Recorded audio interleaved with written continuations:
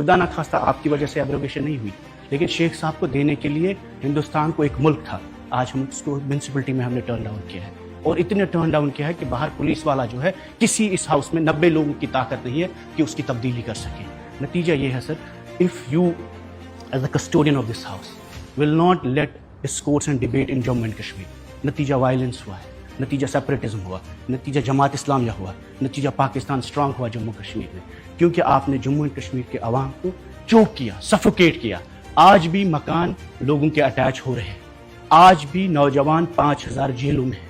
आज भी इस वक्त पासपोर्ट वीज़ा हज उम्रा जाने के लिए हमें इजाज़त नहीं है। मैं MLA हूँ, मेरे खिलाफ 2 UAP के केस है, 8 तारीखें मुझे हर महीने में लगती है, और आप अंदाज़ा नहीं लग सकते 50 डिग्री गर्मी में तिहाड़ के जेलों में, जोधपुर के जेलों में हमारे नौजवान, उनके माँ बाप रहते हैं, रोते रहते हैं, उनके घर में वकील के देने के लिए पैसा नहीं होता, और वो लोग आपके खिलाफ नहीं है।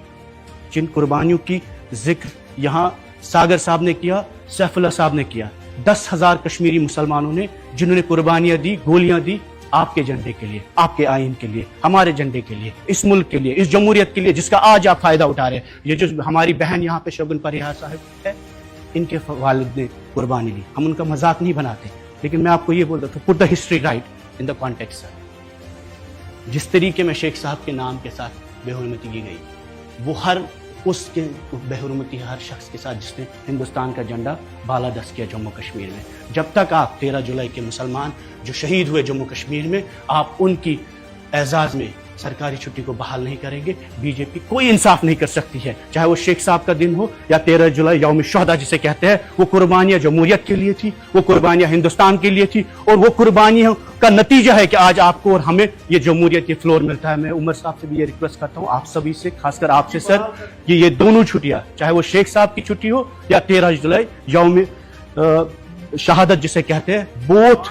both days should be restored, and this house should resolve it collectively, irrespective of ideologies and parties. Even if it was your founder, we are with you, and the BJP also, इन्हें भी हम appeal करते हैं और हम दामन बहला के कहते हैं कि 13 जुलाई is the most precious day in the history of Jammu and Kashmir. It is not a communal day. It's a day for democracy. It's a day against the monarchy. उस वक्त जो पूरे शख्सी राज पूरे मुल्क में ख़त्म किया गया, वो उन शहादतों से वो डेमोक्रेसी आई, चाहे कि वो मुसलमान थे, वो कश्मीर के मुसलमान थे, लेकिन उसका गर्ज ये था कि 13 जुलाई की वजह से political awakening Jammu and Kashmir में एक शख्सी राज के खिलाफ हुए। महाराजा जम्मू का था, डोगरा था, हिंदू था, लेकिन उसका गर्ज मकसद ये था कि जम्मू के हिंदू को भी जमहूरियत मिले, उससे भी उतनी जमहूरियत मिले जितनी पूरी मुल्क में थी। Subscribe to our channel and push the bell icon to get video notifications on your smartphone.